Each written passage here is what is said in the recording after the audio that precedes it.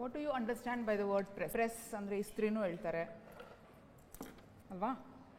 Press ಅಂದರೆ print ಮೆಟೀರಿಯಲ್ಗೂ ಅಥವಾ print ಮಾಡೋ ಒಂದು ಪ್ರಕ್ರಿಯೆಗೂ ಪ್ರೆಸ್ ಅಂತ ಹೇಳ್ತಾರೆ. ಸೊ ಇಲ್ಲಿ ಜರ್ನಲಿಸಮ್ ಕ್ಲಾಸಲ್ಲಿ ಪ್ರೆಸ್ ಅಂದರೆ will be studying both newspaper and magazines.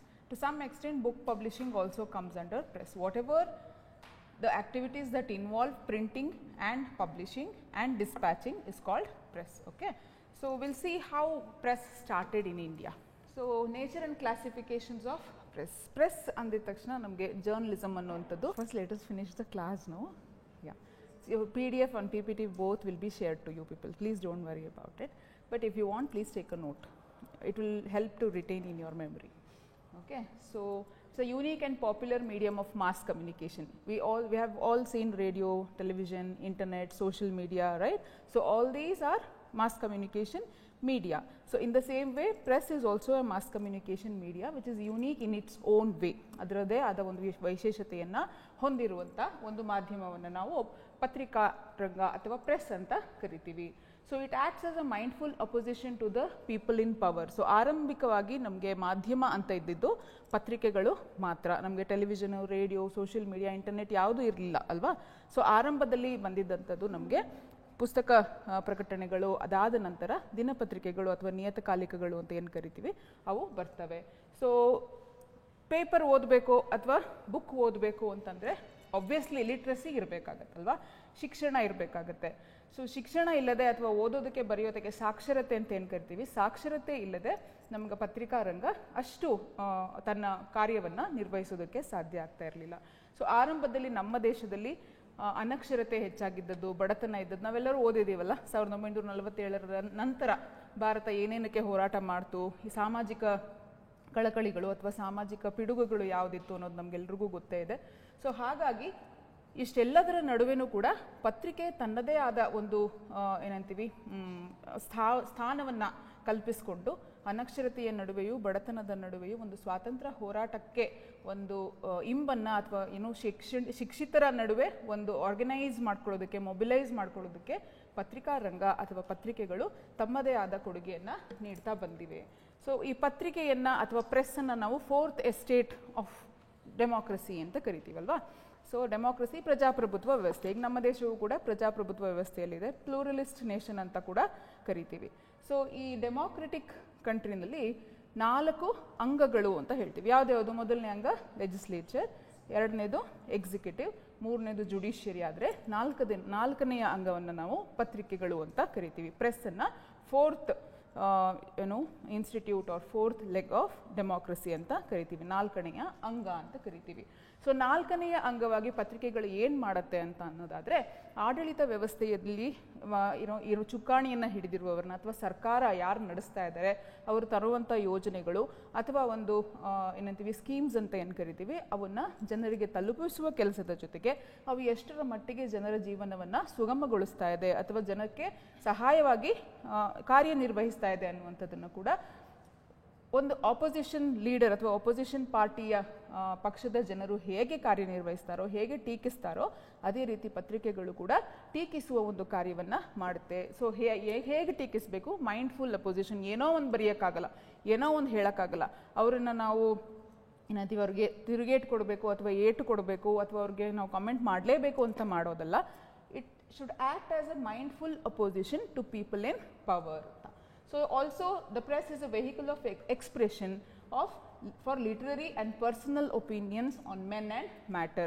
ಜನಗಳ ಬಗ್ಗೆ ಮತ್ತು ವಿಷಯಗಳ ಬಗ್ಗೆ, ವಿವಿಧ ವಿಷಯಗಳ ಬಗ್ಗೆ ಒಂದು ಸಾಹಿತ್ಯಾತ್ಮಕವಾಗಿ ಚರ್ಚೆಯನ್ನು ಏರ್ಪಡಿಸೋದಕ್ಕೆ ಕೂಡ ಪತ್ರಿಕೆಗಳು ಸಹಾಯ ಮಾಡ್ತವೆ. ಪತ್ರಿಕೆಗಳು ವೇದಿಕೆಯನ್ನು ಕಲ್ಪಿಸಿಕೊಡ್ತವೆ. ಇದರ ಜೊತೆಗೆ it also works as a platform for commercial communication. ಜಾಹೀರಾತುಗಳನ್ನು ನೋಡ್ತೀವಲ್ವಾ.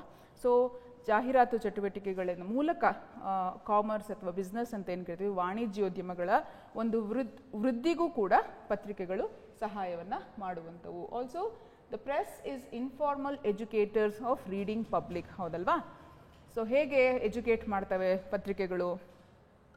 ಸುದ್ದಿಯ ಮೂಲಕ ಮಾಹಿತಿಯನ್ನು ರವಾನಿಸ್ತವೆ, ಆಗುಹೋಗುಗಳನ್ನು ತಿಳಿಸ್ಕೊಡ್ತವೆ, ಸಂಪಾದಕೀಯ ಅಂತ ಕರಿತೀವಿ ಅಲ್ವಾ, ಎಡಿಟೋರಿಯಲ್ ಅಂತ ಹೇಳ್ತೀವಿ. ಸೊ ಎಡಿಟೋರಿಯಲ್ಗೆ ಇಡೀ ಎಡಿಟೋರಿಯಲ್ ಪೇಜ್ ಅಂತ ಕರಿತೀವಿ, ಅಥವಾ ಆಪೋಸಿಟ್ ಎಡಿಟೋರಿಯಲ್ ಪೇಜ್ ಅಂತ ಮಧ್ಯದ 2 ಪುಟಗಳು ಸೀಮಿತವಾಗಿರ್ತವೆ.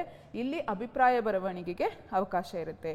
ಪ್ರತಿಯೊಂದು ದಿನಪತ್ರಿಕೆಗೂ ತನ್ನದೇ ಆದ ಸಂಪಾದಕೀಯ ಪುಟ ಇರುತ್ತೆ. ಸಂಪಾದಕೀಯ ಅಂದರೆ ಆ ಪತ್ರಿಕೆಯ ನಿಲುವು ಅನ್ನುವಂಥದ್ದು. ಆ ಪುಟದಲ್ಲಿ ನಿಮಗೆ ಏನು ವಿಷಯ ನಡೀತು, ಇತ್ತೀಚೆಗೆ ಏನು ಆಗು ಹೋಗುಗಳು ನಡೀತಾ ಇದೆ, ಏನು ಬೆಳವಣಿಗೆಗಳು ನಡೀತಾ ಇದೆ, ಅದಕ್ಕೆ ಸಂಬಂಧಪಟ್ಟಂತೆ ವಿಚಾರವಂತರು ಅಥವಾ ಹೆಚ್ಚು ತಿಳಿದವರು ಅಭಿಪ್ರಾಯಗಳನ್ನು ಮಂಡಿಸಬಹುದು. ಈಗ ನಾನು ಪಾಠ ಮಾಡ್ತಾ ಇದ್ದೀನಿ, ಡಿಸ್ಕಷನ್ಗೆ ಅವಕಾಶನೇ ಕೊಟ್ಟಿಲ್ಲ ಅಂದರೆ ಹೇಗನ್ಸುತ್ತೆ? ಅಥವಾ ನಿಮ್ಮ ಮನಸ್ಸಲ್ಲಿರೋ ಪ್ರಶ್ನೆಗೆ ಅಥವಾ ಒಂದು ಸಂದೇಹಕ್ಕೆ ಚರ್ಚೆಗೆ ಆಸ್ಪದ ಕೊಟ್ಟಿಲ್ಲ ಅಂದರೆ ಹೇಗಿರುತ್ತೆ ಅಲ್ವಾ? ಹಾಗೆಯೇ ದಿನಪತ್ರಿಕೆಗಳು ಕೇವಲ ಸುದ್ದಿಯನ್ನು ಪ್ರಸಾರ ಮಾಡುವಂಥದ್ದು, ಮಾಹಿತಿಯನ್ನು ರವಾನೆ ಮಾಡೋದಷ್ಟೇ ಅಲ್ಲ, ಚರ್ಚೆಗೆ ಒಂದು ವೇದಿಕೆಯನ್ನು ಕೂಡ ಕಲ್ಪಿಸಬೇಕಾಗತ್ತೆ. ಇದರ ಮೂಲಕ ಸಾಮಾನ್ಯ ಜನರಿಗೆ ಒಂದು ಶಿಕ್ಷಣವನ್ನು ನೀಡೋದಕ್ಕೆ ಕೂಡ ಅದು ಕಾಂಟ್ರಿಬ್ಯೂಟ್ ಮಾಡುತ್ತೆ ಅಥವಾ ಕೊಡುಗೆಯನ್ನು ನೀಡುತ್ತೆ. So it is informal educators. ಅಲ್ಲಿ ಯಾರು ಅಡ್ಮಿಷನ್ ಮಾಡಿಸ್ಕೊಳ್ಳಲ್ಲ, ಫೀಸ್ ಕಟ್ಟಿಸ್ಕೊಳ್ಳಲ್ಲ, ಕ್ಲಾಸಸ್ ಮಾಡಲ್ಲ, but it informally educates public. So they are also permanent records ಅಲ್ವಾ? ಈಗಲೂ ಕೂಡ ನೀವು ಈಗಲೂ ಕೂಡ ನೀವು 1947ರಲ್ಲಿ ಸ್ವಾತಂತ್ರ್ಯ ಬಂದ ಆಗಸ್ಟ್ 15ನೇ ತಾರೀಕು ದಿನಪತ್ರಿಕೆಯನ್ನು ತೆಗೆದು ನೋಡ್ಬೋದು ಅಲ್ವಾ? ಅವತ್ತು ಅದೊಂದು ಸಾಧನೆ ಏನು ಮಾಡಲಾಯಿತು ಅಥವಾ ಏನು ಸ್ವಾತಂತ್ರ್ಯ ಬಂದ ದಿನ ಜನರ ಭಾವನೆಗಳು ಹೇಗಿತ್ತು, ಆ ಹೋರಾಟಗಾರರ ಅಭಿಪ್ರಾಯ ಏನಿತ್ತು, ಅವರ ಫೀಲಿಂಗ್ಸ್ ಏನಿತ್ತು ಅನ್ನೋದನ್ನು ರೆಕಾರ್ಡ್ ಮಾಡಲಾಗಿದೆ ಅಲ್ವಾ? So in the same way news papers are the press becomes the record. It's a permanent record of whatever happens, whatever incidents that occur. ಈಗಲೂ ಕೂಡ ನೀವು ವಾಪಸ್ ಹೋಗಿ ಸುನಾಮಿ ನಡೆದಂಥ ದಿನ ಎಷ್ಟು ನಷ್ಟ ಆಯಿತು, ಎಷ್ಟು ಸಾವು ನೋವುಗಳಾಯಿತು, ಎಲ್ಲವನ್ನೂ ತೆಗೆದು ನೋಡ್ಬೋದು ಅಲ್ವಾ? ಸೊ ಆರ್ಕೈವ್ಸಲ್ಲಿ ಮೇಂಟೈನ್ ಮಾಡಲಾಗಿರ್ತದೆ. So it acts as a permanent records. Millions of words pour into newspaper office every day. ಸಾಕಷ್ಟು ಕೋಟ್ಯಾಂತರ ಪದಗಳು ಅಥವಾ ಸಾವಿರಾರು ಮಾಹಿತಿಗಳು, ಸುದ್ದಿಗಳು ಹರಿದು ಬರ್ತವೆ. ಎಲ್ಲಿಗೆ? ದಿನಪತ್ರಿಕೆಯ ಒಂದು ಸುದ್ದಿ ಮನೆಯಲ್ಲಿ millions of words pour into a typical large newspaper. These words must be sorted, selected, checked, edited, rewritten, set in type, laid out, made up into pages, printed and distributed to readers, all within less than 24 hours of time ಅಲ್ವಾ? So ಎಷ್ಟೋ ದಿನನಿತ್ಯ ನಮ್ಮ ಸುತ್ತಮುತ್ತ ಸಾಕಷ್ಟು ವಿಚಾರಗಳು ನಡೀತವೆ, ಸಾಕಷ್ಟು ಘಟನೆಗಳು ನಡೀತವೆ, ಎಷ್ಟೋ ಕಾರ್ಯಕ್ರಮಗಳಾಗ್ತವೆ. ಸೊ ಎಲ್ಲವೂ ಕೂಡ ಸುದ್ದಿ ಮನೆಗೆ ಹರಿದು ಬರುತ್ತೆ. ಅದರಲ್ಲಿ ಯಾವುದು ಮುಖ್ಯ ಆಗುತ್ತೆ, ಯಾವ ಸುದ್ದಿಯನ್ನು ಪ್ರಸಾರ ಮಾಡಬೇಕು, ಯಾವುದು ಹೆಚ್ಚು ಜನಕ್ಕೆ ಅನ್ವಯ ಆಗುತ್ತೆ, ಸೊ ನ್ಯೂಸ್ ವ್ಯಾಲ್ಯೂಸ್ ಅಂತ ಕರಿತೀವಿ. ಅದು ನಿಮ್ಮ ನೆಕ್ಸ್ಟ್ ಕ್ಲಾಸಸ್ಸಲ್ಲಿ ಬರುತ್ತೆ. ಸೊ ನ್ಯೂಸ್ ವ್ಯಾಲ್ಯೂಸ್ ಅಂತ ಕರಿತೀವಿ. Principles of selecting news. ಯಾವ್ದು ಸುದ್ದಿ ಆಗುತ್ತೆ, ಯಾವ್ದು ಸುದ್ದಿ ಆಗಲ್ಲ, ಯಾವುದನ್ನು ಸುದ್ದಿ ಮಾಡಬೇಕು, ಯಾವುದನ್ನು ಸುದ್ದಿ ಮಾಡಬಾರ್ದು ಅನ್ನುವಂಥ ವಿಷಯಗಳನ್ನು ಅಥವಾ ತತ್ವಗಳನ್ನು ಮನಸ್ಸಿನಲ್ಲಿ ಇಟ್ಕೊಂಡು ಬರುವಂಥ ಎಲ್ಲ ಮಾಹಿತಿಯನ್ನು ಸೋಸಿ ಅಥವಾ ಸಾರ್ಟ್ ಔಟ್ ಮಾಡಿಕೊಂಡು ಯಾವುದನ್ನು ಹಾಕಬೇಕು, ಯಾವುದನ್ನು ಹಾಕಬಾರ್ದು, ಯಾವ ರೀತಿ ಪದ ಬಳಕೆ ಮಾಡಬೇಕು, ಯಾವ ರೀತಿಯ ಎಕ್ಸ್ಪ್ರೆಷನ್ಸನ್ನು ಕೊಡಬೇಕು ಅಥವಾ ಎಕ್ಸಾಂಪಲ್ಸನ್ನು ಕೊಡಬೇಕು, ಅದನ್ನೆಲ್ಲವನ್ನು ಕೂಡ ಯೋಜನೆಯ ಮೂಲಕ 24 ಗಂಟೆಯ ಒಳಗಾಗಿ ಜನರಿಗೆ ತಲುಪಿಸುವ ಒಂದು ಪ್ರಕ್ರಿಯೆಯನ್ನು ನಾವು ಇಲ್ಲಿ ಕಾಣ್ತೀವಿ. Science news paper publishing is an art, a craft and also science. Okay, it involves, ಇತ್ತೀಚೆಗೆ ಬಂದರೆ ಪ್ರಿಂಟಿಂಗ್ ಟೆಕ್ನಾಲಜಿ ಇದೆ, ಸಾಕಷ್ಟು ಅಡ್ವಾನ್ಸ್ ಪ್ರಿಂಟಿಂಗ್ ಟೆಕ್ನಾಲಜೀಸನ್ನು ಬಳಸ್ತಾರೆ, ಸಾಫ್ಟ್ವೇರ್ಸನ್ನು ಬಳಸ್ತಾರೆ. ಮತ್ತು ಬರವಣಿಗೆಯ ಶೈಲಿಯಲ್ಲೂ ಕೂಡ ಸಾಕಷ್ಟು ಏನಂತೀವಿ ಸೃಜನಾತ್ಮಕತೆ ಇರುತ್ತೆ. ಇವೆಲ್ಲವೂ ಕೂಡ ಅದು ಕಲೆಯೂ ಹೌದು, ಕೌಶಲ್ಯವೂ ಹೌದು, ಜೊತೆಗೆ ವಿಜ್ಞಾನವೂ ಕೂಡ ಹೌದು. ಯಾವುದು? Newspaper publishing or magazine publishing. So classification of press ಅಂತ, ಪತ್ರಿಕೆಗಳನ್ನು ಹೇಗೆ ವರ್ಗೀಕರಿಸ್ತೀವಿ ಅನ್ನೋದಾದರೆ, ಸೊ ಪತ್ರಿಕೆನ ನಾವು ಡೈಲಿ ನ್ಯೂಸ್ ಪೇಪರ್ಸ್, ನೀವೇನು ದಿನನಿತ್ಯ ನೋಡ್ತಿರಲ್ಲ, Prajavani, Samyukta Karnataka, Kannadaprabha, Deccan Herald, Times of India, Vijaya Karnataka, ಇದು ಜನರಲ್ ನ್ಯೂಸ್ ಪೇಪರ್ಸ್ ಅಂತ ಕರಿತೀವಿ.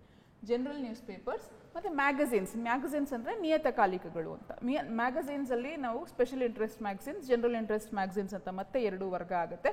ಸ್ಪೆಷಲ್ ಇಂಟ್ರೆಸ್ಟ್ ಮ್ಯಾಗಝಿನ್ ಅಂದರೆ ಒಂದು ವಿಶೇಷ ಆಡಿಯನ್ಸ್ ಇರ್ತಾರೆ, ಅದಕ್ಕೋಸ್ಕರ. ಈಗ for example special interest women's era, film fair, ಇದೆಲ್ಲ ಒಂದು ವಿಷಯಕ್ಕೆ ಸಂಬಂಧಪಟ್ಟಂತೆ ಒಂದು ವಿಶೇಷತೆ, ಅಂದರೆ ಅದಕ್ಕೆ ಸೆಟ್ ಆಫ್ ಫಾಲೋವರ್ಸ್ ಇರ್ತಾರೆ.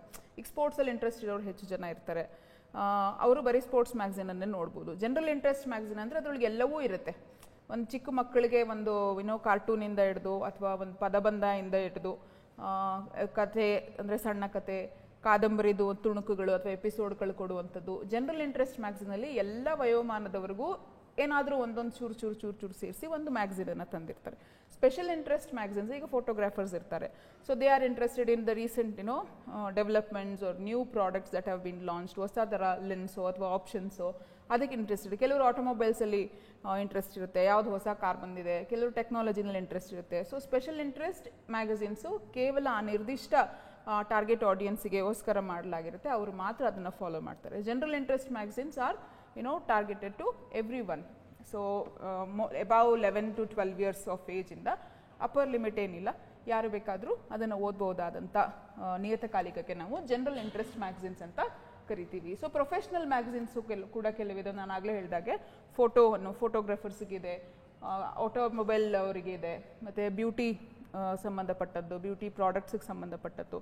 ಸೊ ಪ್ರೊಫೆಷ್ನಲ್ ಮ್ಯಾಗಝಿನ್ಸ್ ಕೂಡ ಬರುತ್ತೆ.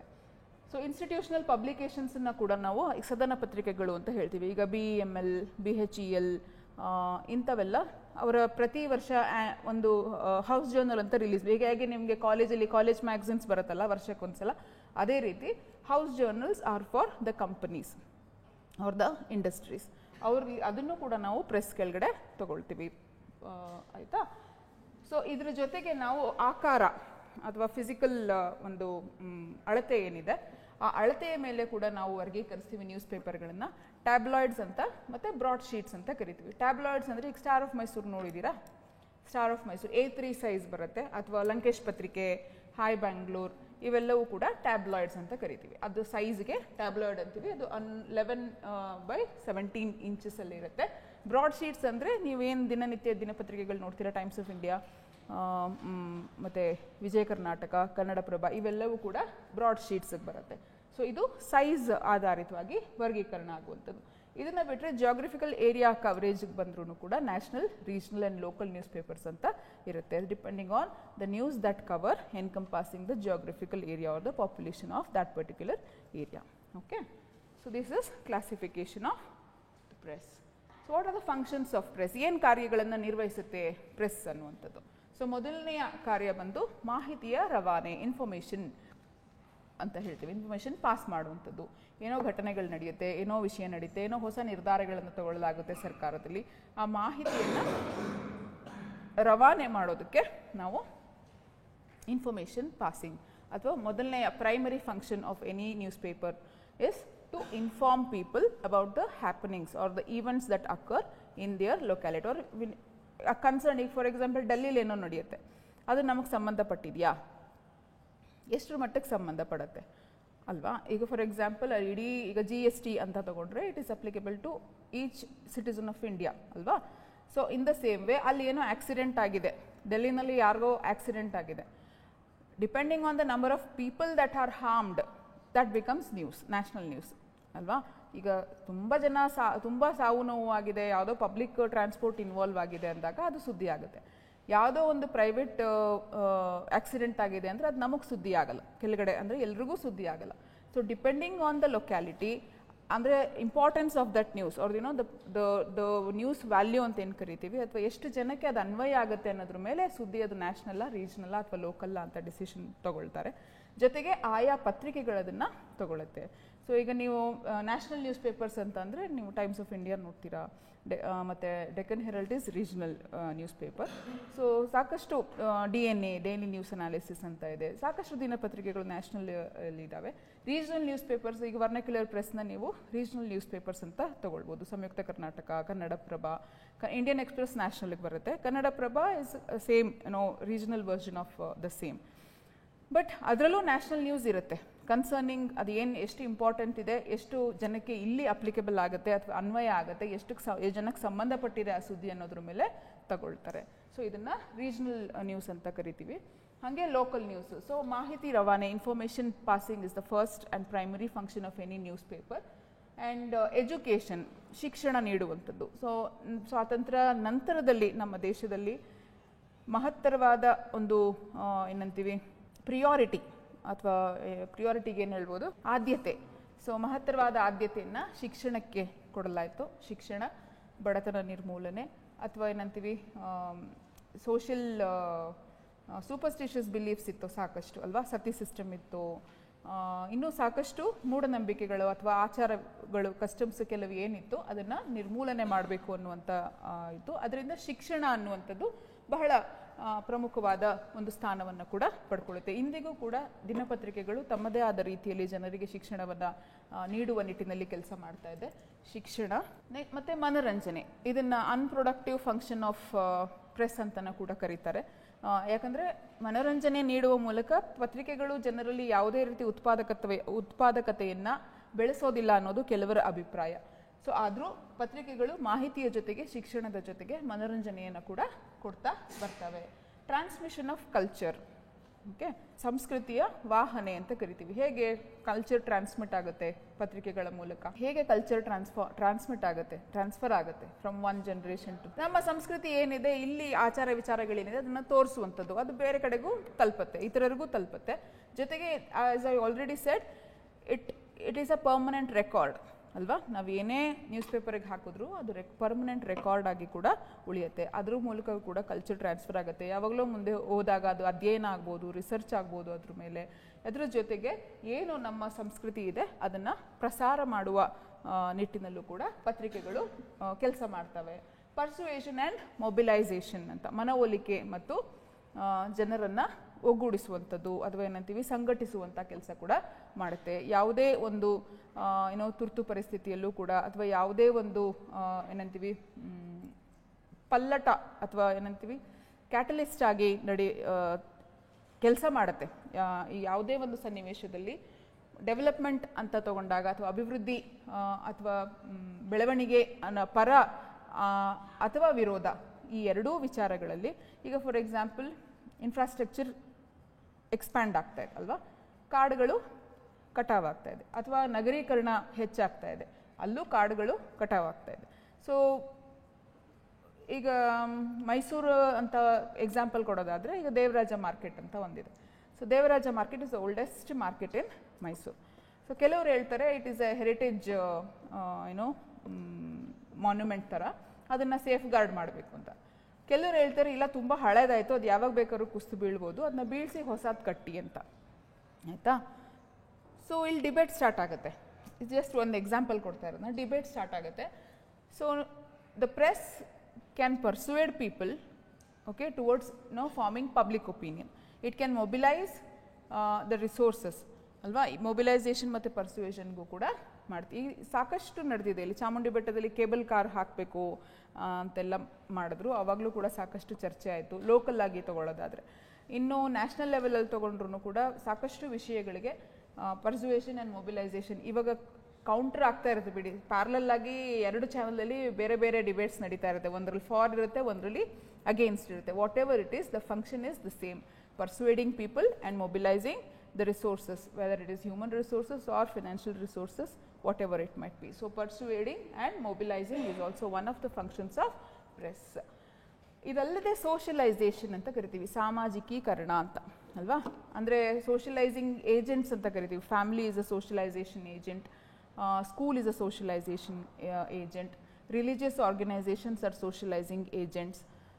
Like that press is also a socialising agent. ಹೇಗೆ, ಈಗ ಒಂದು ಮಗು ಹುಟ್ಟುತ್ತೆ ಅಂದಮೇಲೆ ಫಸ್ಟ್ ಹುಟ್ಟಿದ ಮಗುಗೆ ಮನೆಯೇ ಪ್ರಪಂಚ ಅಲ್ವಾ. ಮನೆ, ನಾನು ಏನು, ನಾನು ಯಾರು, ನಾನು ಎಲ್ಲಿಗೆ ಸೇರಿದ್ದು, ನನ್ನ ಧರ್ಮ ಏನು, ನನ್ನ ಆಚರಣೆ ಏನು, ನನ್ನವರು ಯಾರು, ಇದನ್ನು ಫಸ್ಟು ಫ್ಯಾಮಿಲಿನಲ್ಲಿ ಕಲ್ತ್ಕೊಳ್ಳುತ್ತೆ. ಆಮೇಲೆ ಸ್ಕೂಲಿಗೆ ಹೋಗುತ್ತೆ. ಸ್ಕೂಲಲ್ಲಿ ಅಕ್ಕಪಕ್ಕದವರು ಇದ್ದಾರೆ, ಅವ್ರ ಅಭಿಪ್ರಾಯಗಳನ್ನು ನಾವು ಮನ್ನಣೆ ಕೊಡಬೇಕಾಗತ್ತೆ. ಅವ್ರಿಗೂ ಅಂದರೆ they also have the same liberty as I have to live their life, ಇದು ಅರ್ಥ ಆಗುತ್ತೆ. This is also a socialising process. Then it goes to temple or mosque. So it will understand, the child will understand its religious stand. ನಾವು ಯಾರು, ನಮ್ದು ಏನು ಆಚಾರ ಇದೆ, ನಮ್ಮ ಧರ್ಮ ಯಾವುದು. So like that it also learns certain set of behaviours. In the same way media is also A socialising agent which teaches a child or a person or a citizen how to behave, what to inculcate, what to imbibe or what to discard. So socialization process ಅಲ್ಲಿ ಅಥವಾ agent ಆಗಿ ಮಾಧ್ಯಮಗಳು ಅಥವಾ press ಕೂಡ ಕಾರ್ಯನಿರ್ವಹಿಸುತ್ತೆ. So accepted behaviors ಅಥವಾ not accepted behaviours ಏನು ಅನ್ನುವಂಥದ್ದನ್ನು ಕೂಡ ಯಾವುದಕ್ಕೆ ಮನ್ನಣೆ ಕೊಡಬೇಕು, ಯಾವುದಕ್ಕೆ ಮನ್ನಣೆ ಕೊಡಬಾರ್ದು, ಈ ಎಲ್ಲ ನಡವಳಿಕೆಗಳನ್ನು ನಮಗೆ ಪತ್ರಿಕೆಗಳು ಕೂಡ ಕಲಿಸ್ತವೆ. So information, education, entertainment, transmission of culture, persuasion and mobilization and socialization. These are the functions of press. So we'll see how press developed in India, development of press in India. So Christian missionaries started, they brought the printing press to India. First ತಂದಿದ್ದು ಗೋವಾಗೆ. ಗೋವಾದಲ್ಲಿ printing press ಬರುತ್ತೆ.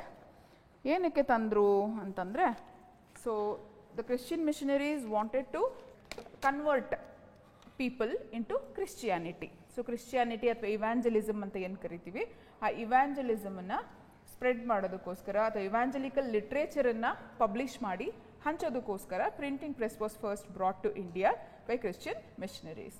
So the first printing press was brought by Portuguese to Goa in India and to print the Bible and other literature to assist it to conversion or evangelization. Convert ಮಾಡೋದಕ್ಕೆ ಬೈಬಲನ್ನು ಹೆಚ್ಚು ಮುದ್ರಣ ಮಾಡಿ ಅಲ್ಲಿ ಪ್ರಸಾರ ಮಾಡಬೇಕು ಅನ್ನುವ ಕಾರಣಕ್ಕೆ ಪೋರ್ಚುಗೀಸ್ ಅವರು ಮೊದಲನೇ ಬಾರಿಗೆ ಪ್ರಿಂಟಿಂಗ್ ಮೆಷಿನನ್ನು ಗೋವಾಗೆ ತರ್ತಾರೆ. So the first printed book was doctrine of Christ ಅಂತ ನಾವು ಕರಿತೀವಿ. ಅದು ಮೊದಲನೇ ಬಾರಿಗೆ ಮುದ್ರಣಗೊಂಡಂಥ ಪುಸ್ತಕ ಆಗಿರುತ್ತೆ. Doctrine of Christ in 1556 and 57 in Goa. The second printing press was established in Tamil Nadu. ಅದಾದಮೇಲೆ ತಮಿಳ್ನಾಡಲ್ಲಿ ಎರಡನೇ ಪ್ರಿಂಟಿಂಗ್ ಪ್ರೆಸ್ ಸೆಟಪ್ ಆಗುತ್ತೆ. And 1558 ಅಲ್ಲಿ this too was a Christian initiative, and the reason or the purpose, the goal was the same, to propagate conversion into Christianity. So the East India Company also set up printing press in different parts of India for the efficient management of subcontinent. ಅವರು ಹೆಚ್ಚು ವಿಸ್ತಾರವಾಗಿ ಅವರ ಏನಂತೀವಿ ಆಳ್ವಿಕೆ ಅಥವಾ ಆಡಳಿತವನ್ನು ಹೊಂದಿದ್ರಿಂದ manage ಮಾಡೋದಕ್ಕೋಸ್ಕರ East India ಕಂಪನಿಯವರು ಕೂಡ ಸಾಕಷ್ಟು ಪ್ರಿಂಟಿಂಗ್ ಪ್ರೆಸ್ಸನ್ನು ಎಸ್ಟಾಬ್ಲಿಷ್ ಮಾಡಿರ್ತಾರೆ. ಆದರೂ 1556ರಲ್ಲಿ ಮೊದಲು ಪ್ರಿಂಟಿಂಗ್ ಪ್ರೆಸ್ ಬಂದರೂ ಕೂಡ ಮೊದಲ ದಿನಪತ್ರಿಕೆ ಬರೋದಕ್ಕೆ 18ನೇ ಶತಮಾನದ ಆರಂಭಿಕ ದಿನಗಳು ಬರಬೇಕಾಯಿತು. ಸೊ ಜೇಮ್ಸ್ ಅಗಸ್ಟಸ್ ಹಿಕ್ಕಿ ಅನ್ನುವಂಥ ಅವರು ಮೊದಲ ನ್ಯೂಸ್ ಪೇಪರನ್ನು ಪಬ್ಲಿಷ್ ಮಾಡ್ತಾರೆ, ಬೆಂಗಾಲ್ ಗೆಜೆಟ್ ಅಂತ. ಸೊ ಕ್ಯಾಲ್ಕಟಾದಿಂದ ಇದು ಸ್ಟಾರ್ಟ್ ಆಗುತ್ತೆ. Calcutta was the capital of the then India. ಇವಾಗ ನಾವು ನವದೆಹಲಿ ಏನು ಕಾಣ್ತೀವಿ ಹಾಗೆ ಕ್ಯಾಲ್ಕಟಾ ಅದರ ಹಬ್ ಆಗಿತ್ತು, ಕ್ಯಾಪಿಟಲ್ ಸಿಟಿ ಆಗಿತ್ತು. ಬೆಂಗಾಲ್ ಅಲ್ಲಿ ಜಾಸ್ತಿ ಚಟುವಟಿಕೆಗಳು ನಡೀತಾ ಇದ್ದಿದ್ದು. ಸೊ ಜೇಮ್ಸ್ ಅಗಸ್ಟಸ್ ಹಿಕ್ಕಿ ಅಂತ, he publish the first newspaper of India, and the issue appeared on 29th January 1780 in Calcutta. It was called Bengal Gazette. It was a weekly newspaper which was published in English, and it addressed large group of British population. ಈ ದಿನಪತ್ರಿಕೆಯಲ್ಲಿ ಭಾರತಕ್ಕೆ ಅಥವಾ ಭಾರತೀಯರಿಗೆ ಸಂಬಂಧಪಟ್ಟ ಯಾವುದೇ ಸುದ್ದಿ ಅಥವಾ ಮಾಹಿತಿಗಳು ಇರಲಿಲ್ಲ ಅಥವಾ ಪ್ರಿಂಟ್ ಆಗ್ತಾ ಇರಲಿಲ್ಲ. ಇದರ ಮೊದಲ ಪುಟ ಬರೀ ಅಡ್ವರ್ಟೈಸ್ಮೆಂಟ್ಗೆ, ಕ್ಲಾಸಿಫೈಡ್ ಅಡ್ವರ್ಟೈಸ್ಮೆಂಟ್ಸ್ ಅಂತ ಏನು ಕರಿತೀವಿ, it was it consisted of only classified advertisements, and Hickey was the founder, editor, printer and promoter of this weekly. It had only 2 pages. The newspaper had only 2 pages, 12 inches by 18 inches size, and advertisement was more than reading matter. There was hardly any news that was concerned with Indians, as I said already. So idu first newspaper anta kaantivi. Next James Silk, okay, ille Warren Hastings ಒಂದು ಪಾತ್ರ ಬರುತ್ತೆ ಇಲ್ಲಿ. So Hickey use the newspaper to explore the activities of East Indian Company. ಆಯಿತಾ, ತನ್ನ ದಿನಪತ್ರಿಕೆಯನ್ನು ಹಿಕ್ಕಿ ಏನು ಮಾಡ್ತಾನೆ, ಏನೇನು ಚಟುವಟಿಕೆಗಳು ಮಾಡ್ತಾ ಇದ್ದಾರೆ ಬ್ರಿಟಿಷ್ನವರು ಅಥವಾ ಈಸ್ಟ್ ಇಂಡಿಯಾ ಕಂಪನಿಯವರು, ಅದನ್ನು ಎಕ್ಸ್ಪ್ಲೋರ್ ಮಾಡೋದಕ್ಕೆ ಅವರು ತಗೊಳ್ತಾ ಇದ್ದಂಥ ನಿರ್ಧಾರಗಳು, ಅದ್ರ ಬಗ್ಗೆ ಟೀಕಿಸುವಂಥದ್ದು, ಕಾಮೆಂಟ್ ಮಾಡುವಂಥದ್ದನ್ನು ಮಾಡ್ತಾ ಬರ್ತಾನೆ. So this was not liked by Warren Hastings. So Warren Hastings was the first governor general of India. He, along with Robert Clive, were credited with laying foundation for British Empire in India. So he imprisoned Hickey, ಜೈಲಿಗೆ ಹಾಕ್ತಾರೆ ಹಿಕ್ಕಿಯನ್ನು, ನೀನು ನಮ್ಮ ವಿರುದ್ಧನೇ ಬರೀತೀಯಾ ಅಂತ. So imprisoned Hickey with a fine of ₹2000 in 1782, and the press of Hickey was confiscated. ಅದನ್ನು seize ಮಾಡ್ಕೊಳ್ತಾರೆ.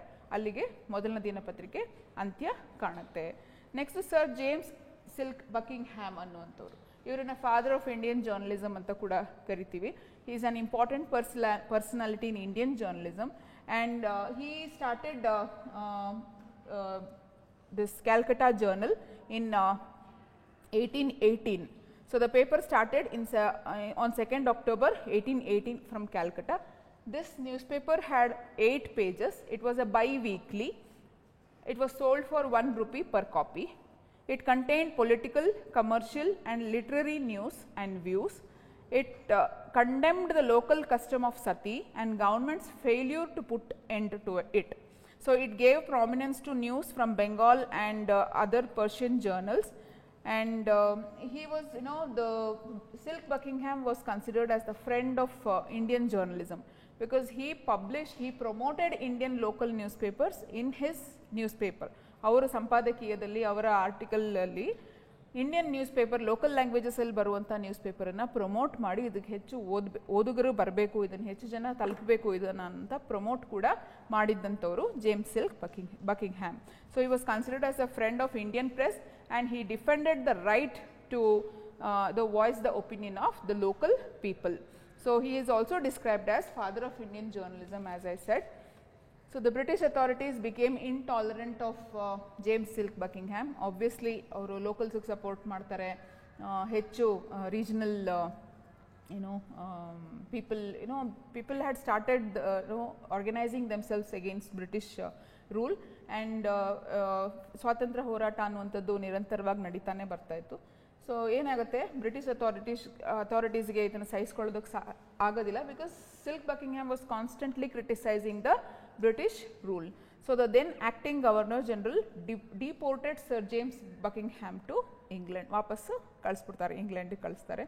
So many consider Buckingham as the first real journalist of India, and he was an inspiration to many journalists at that time to start their own ventures.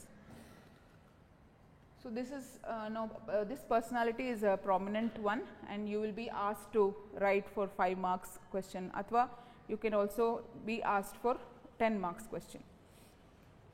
So Serampore missionaries anta heltivi. Next, Serampore missionaries annuvanthadu a group of Baptist missionaries from England who were settled in Bengal, and they started some vernacular newspapers. ಯಾಕಂದರೆ local ಪಾಪ್ಯುಲೇಷನನ್ನು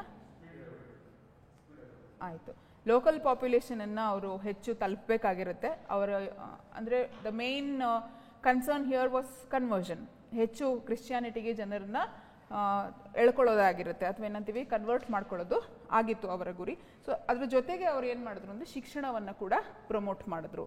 ಶಿಕ್ಷಣ like modern education ಏನಿತ್ತು ಅದನ್ನು promote ಮಾಡೋದಕ್ಕೆ ಕೂಡ start ಮಾಡ್ತಾರೆ. So they were a group of missionaries from England who settled in Bengal, and the credit for starting the first vernacular newspaper in the country goes to this missionary group.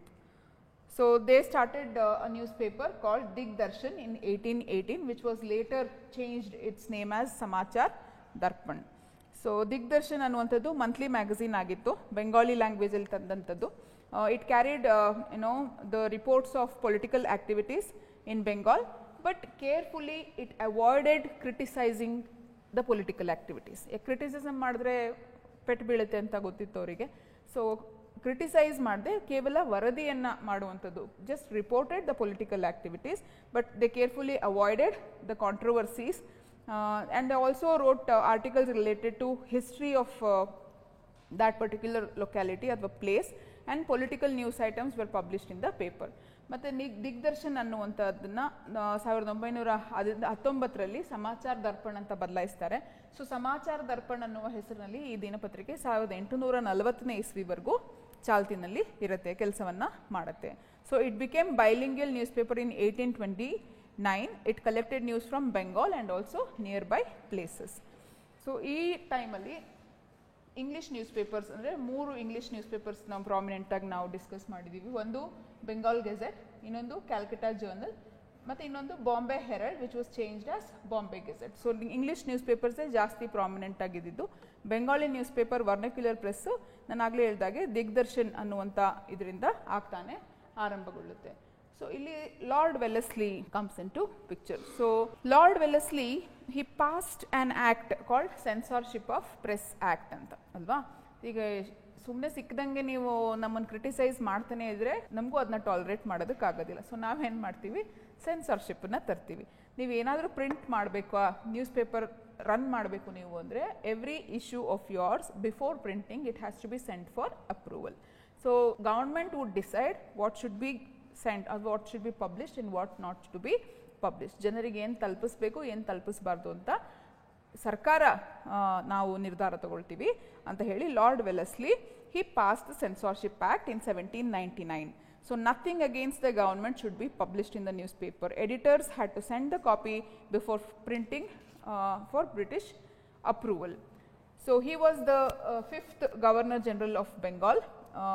He came in 1798 and ruled till 1805. And he came as a replacement for Lord Cornwallis. So he was responsible to disbandment of troops. Illondu ಸ್ವಲ್ಪ ಹಿಸ್ಟ್ರಿನ ನೆನಪಿಸ್ಕೋಬೇಕು. 1999ರಲ್ಲಿ Mysore was occupied by Nizams of Hyderabad ಅಲ್ವಾ. So ಆ ಟೈಮಲ್ಲಿ Tipu Sultan had was planning to make an alliance with French people. So this came to the notice of Lord Wellesley. So he wanted to curtail that alliance. He did not want that to be achieved.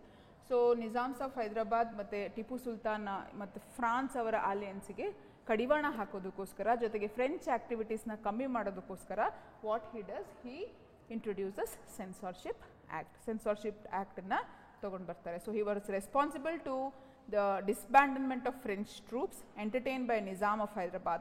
As soon as he became the Governor General, he learned that alliance was being made between Tipu Sultan and France and he wanted to stop it. So the Censorship of Press Act was passed in order to restrict French people from spreading any news that was against British government. Hangagi ee act na tartare. But all the magazines, journals, pamphlets, books and newspapers were also brought under this Censorship Act later on. ಮೊದಲು ಬರೀ ದಿನಪತ್ರಿಕೆಗಳು ಮಾತ್ರ ಇತ್ತು. ಅದಾದಮೇಲೆ ಪುಸ್ತಕ ಪ್ರಕಟಣೆ, ಪಾಂಪ್ಲೆಟ್ಗಳನ್ನು ಹಂಚುವಂಥದ್ದು, ಯಾವುದೇ printed material ಅಥವಾ press ಮೂಲಕ ಹೋಗುವಂಥ ಮೆಟೀರಿಯಲನ್ನು ಇದರ ಕೆಳಗಡೆಗೆ ಸೇರಿಸಲಾಗುತ್ತೆ. ಸೊ ದೆನ್ ಲಾರ್ಡ್ ಹೇಸ್ಟಿಂಗ್ಸ್ ಇದನ್ನು ಅಬಾಲಿಷ್ ಮಾಡ್ತಾರೆ 1818ನಲ್ಲಿ. This censorship act was abolished by Lord Hastings. Then vernacular press. So Samachar Darpan, ನಾನು ಆಗಲೇ ಹೇಳಿದ್ವಲ್ಲ, ಸಮಾಚಾರ ದರ್ಪಣ್ ಅಂತ ದಿಗ್ದರ್ಶನ್ ಸಮಾಚಾರ ದರ್ಪಣ್ ಆಗಿ ಚೇಂಜ್ ಆಗುತ್ತೆ. That was the first vernacular newspaper to come. After that many newspapers local ಲ್ಯಾಂಗ್ವೇಜಲ್ಲಿ, ವರ್ನಾಕ್ಯುಲರ್ ಲ್ಯಾಂಗ್ವೇಜಲ್ಲಿ ತುಂಬ ನ್ಯೂಸ್ ಪೇಪರ್ಸ್ ಬರುತ್ತೆ. ಬಾಂಬೆ ಸಮಾಚಾರ ಅನ್ನುವಂಥದ್ದು ಒಂದು ನ್ಯೂಸ್ ಪೇಪರ್ ಬರುತ್ತೆ. ಸಮಾಚಾರ ದರ್ಪಣ್ ಇಸ್ ಇನ್ 1818. ಬಾಂಬೆ ಸಮಾಚಾರ ಸ್ಟಾರ್ಟೆಡ್ ಇನ್ 1822. ಮುಂಬೈ ಸಮಾಚಾರ ಅಂತ ನಂತರ ಚೇಂಜ್ ಮಾಡ್ತಾರೆ. This is the oldest news paper which is still in publication. ಇನ್ನೂ ಕೂಡ ಅದು ನಡೀತಾ ಇರುವಂಥ ಒಂದು ದಿನಪತ್ರಿಕೆ. ಇದರ ಜೊತೆಗೆ ರಾಜಾರಾಮ್ ಮೋಹನ್ ರಾಯ್ ಅವರು 3 ಪತ್ರಿಕೆಗಳನ್ನು ಆರಂಭಿಸ್ತಾರೆ. So Rajaram Mohan Roy is considered as the father of Indian vernacular press. Okay, vernacular press. He started many journals, edited them and fought for social reforms and also defended criticism leveled against Vedanta philosophy by Christian missionaries. So ಆ ದಿನಗಳಲ್ಲಿ Christian missionaries ಏನು ವೇದಾಂತ ಫಿಲಾಸಫಿಯನ್ನು oppose ಮಾಡ್ತಾ ಇದ್ರೋ ಅದನ್ನು ಇವರು counter ಮಾಡೋದಕ್ಕೋಸ್ಕರ ತಮ್ಮ ಪತ್ರಿಕೆಗಳನ್ನು ಬಳಸ್ಕೊಂಡಿದ್ರು. ಮೊದಲನೇದು ಸಾಂಬತ್ ಕೌಮುದಿ ಅಂತ. It was a weekly in Bengali language. It was started in 1821 and the Calcutta Journal of James Silk Buckingham gave ample publicity to this project of Rajaram Mohan Roy. And the second paper is Mirat-ul-Akhbar. This was also started in 1821, but this was in Persian language. So it's weekly. It was also a weekly in official language of the Mughal Empire, published on Friday. So this paper, Mirat-ul-Akhbar, devoted space for national and international events. But this newspaper was shut down in 1823 as a protest against Press Regulation Act of 1823. ಮೂರನೇದು ಬ್ರಾಹ್ಮಣಿಕಲ್ magazine ಅಂತ. It was a monthly magazine which was brought out in English, and this magazine was brought out as a counter to English missionaries propaganda. So only 12 issues, monthly magazine 12 issue ಅಂದರೆ 1 ವರ್ಷ. ಸೊ 12 issues appeared in total. Later regular ಇದನ್ನ Brahminical ಮ್ಯಾಗಝೀನನ್ನು Brahmins ಸೇವದಿ ಅಂತ ಹೆಸರ ಬದಲಾವಣೆ ಜೊತೆಗೆ ಮತ್ತೆ regular ಆಗಿ ಕಂಟಿನ್ಯೂ ಮಾಡ್ಕೊಂಡು ಹೋಗ್ತಾರೆ. Through the above journals Rajaram Mohan Roy tried to counter the missionaries on the one hand and also tried to form a public opinion in favor of social reforms that he wanted to eradicate or bring in. ಸಾಮಾಜಿಕ ಪಿಡುಗುಗಳೇನಿತ್ತು ಅದನ್ನು ತೊಡೆದು ಹಾಕಿ ಒಂದು ಸಾಮಾಜಿಕ ಬದಲಾವಣೆಯನ್ನು ತರೋದಕ್ಕೆ public ಒಪಿನಿಯನನ್ನು ಕ್ರೋಢೀಕರಿಸುವಲ್ಲಿ ಅಥವಾ form ಮಾಡೋದಕ್ಕೂ ಕೂಡ ತಮ್ಮ ಪತ್ರಿಕೆಗಳನ್ನು ಬಳಸ್ಕೊಳ್ತಾರೆ. These publications mark the real beginning of journalism in India as they were adhered to Indians and their own language. ಭಾರತೀಯರ ಒಂದು ಲೋಕಲ್ ಲ್ಯಾಂಗ್ವೇಜಲ್ಲಿ ಮತ್ತು ಭಾರತೀಯರ ವಸ್ತು ವಿಷಯವನ್ನು ಹೊಂದಿದ್ದಂಥ ಈ ಪತ್ರಿಕೆಗಳಿಂದ ಆರಂಭಗೊಂಡಂಥ ಒಂದು ದಿನಪತ್ರಿಕೆಗಳ ಏನಂತೀವಿ ವರ್ನಕ್ಯುಲರ್ ಪ್ರೆಸ್ ನಾವೇನು ಕಾಣ್ತೀವಿ ಅದು ಇಂದಿನ ದಿನವರೆಗೂ ನಡ್ಕೊಂಡು ಬರುತ್ತೆ. So next licensing regulating act ಅಂತ ಬರುತ್ತೆ 1823ನಲ್ಲಿ. ಸೊ ವರ್ನಕ್ಯುಲರ್ ಪ್ರೆಸ್ ಜಾಸ್ತಿ ಬೆಳ್ಕೊಳ್ಳುತ್ತೆ, ಅಂದರೆ ಹೆಚ್ಚು ಹೆಚ್ಚು ದೇಶೀಯ ಭಾಷೆಗಳಲ್ಲಿ ಪತ್ರಿಕೆಗಳು ಬಂದಾಗ ಆಬ್ವಿಯಸ್ಲಿ ಹೆಚ್ಚು ಜನರನ್ನು ತಲುಪುತ್ತೆ, ಹೆಚ್ಚು ಜನರಿಗೆ ವಿಷಯಗಳು ಗೊತ್ತಾಗುತ್ತೆ, ಅಥವಾ ಹೆಚ್ಚು ಜನರನ್ನು ನಾವು ಸಂಘಟಿಸೋದಕ್ಕೆ ಸಾಧ್ಯ ಆಗುತ್ತೆ. ಇದು ಸರ್ಕಾರಕ್ಕೆ ಇಷ್ಟ ಆಗೋದಿಲ್ಲ, ಬ್ರಿಟಿಷ್ ಸರ್ಕಾರಕ್ಕೆ ಇಷ್ಟ ಆಗೋದಿಲ್ಲ. ಆಗೇನು ಮಾಡ್ತಾರೆ, ಲೈಸೆನ್ಸಿಂಗ್ ರೆಗ್ಯುಲೇಟಿಂಗ್ ಆ್ಯಕ್ಟ್ ಅಂತ ಬರುತ್ತೆ 1823ರಲ್ಲಿ. ಎಲ್ಲ ದಿನಪತ್ರಿಕೆಗಳು ಯಾರೇ ದಿನಪತ್ರಿಕೆಗಳನ್ನು ರನ್ ಮಾಡಬೇಕು ಅಥವಾ ಚಲಾಯಿಸಬೇಕು, ಚಾಲ್ತಿಲಿ ತರಬೇಕು ಅಂತ ಅನ್ನೋದಾದರೆ ಅದಕ್ಕೆ ಅವರು ಪರವಾನಗಿಯನ್ನು ಅಥವಾ ಲೈಸೆನ್ಸನ್ನು ತಗೊಳ್ಳುವಂಥ ಒಂದು ಅಗತ್ಯ ಬೀಳುತ್ತೆ. ಸೊ ಲೈಸೆನ್ಸ್ ಇಲ್ಲ ಅಂದರೆ ನ್ಯೂಸ್ ಪೇಪರ್ ನೀವು ನಡೆಸೋದಕ್ಕೆ ಆಗೋದಿಲ್ಲ ಅನ್ನುವಂಥದ್ದು ಬರುತ್ತೆ. ಸೊ ಅಕಸ್ಮಾತ್ ಲೈಸೆನ್ಸ್ ಇಲ್ಲದೆ ನೀವು ದಿನಪತ್ರಿಕೆಯನ್ನು ನಡೆಸಿದ್ರೆ it was A serious criminal violation and ಅಂದರೆ ಅಂಥವ್ರ ಮೇಲೆ ಆ್ಯಕ್ಷನ್ ತಗೊಳ್ಳಲಾಗ್ತಾ ಇತ್ತು. ಸೊ ಇದಕ್ಕೆ ವಿರೋಧವಾಗಿ ಇದನ್ನು ವಿರೋಧಿಸಿ ರಾಜಾರಾಮ್ ಮೋಹನ್ ರಾಯ್ ಅವರು ಅವರ ಪತ್ರಿಕೆಗಳನ್ನು ನಿಲ್ಲಿಸ್ತಾರೆ. ಅಂದರೆ as a revolt to this act Rajaram Mohan Roy stops his newspapers. ಇನ್ನೊಂದು ಉಧಂಡ್ ಅಥವಾ ಉಢುಂಡ್ ಮಾರ್ತಾಂಡ್ ಅಂತ ಕರೀತಾರೆ. This is the first newspaper in ಹಿಂದಿಯಲ್ಲಿ ಬಂದಂಥ ಮೊದಲ ದಿನಪತ್ರಿಕೆ ಇದು.